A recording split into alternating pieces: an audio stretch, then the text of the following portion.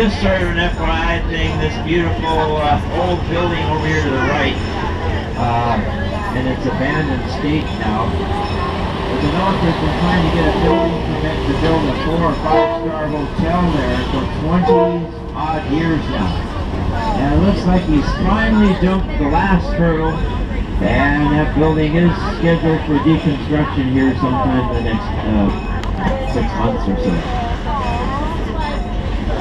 They promised they'd make the new building have some of the same architectural flavor to it, with a bell tower and kind of a mission style to it. We'll see. Coming up around the bend is one of the newer attractions here at the beach area here in Santa Cruz, and that would be the Monterey Bay National Marine Sanctuary Exploration Center.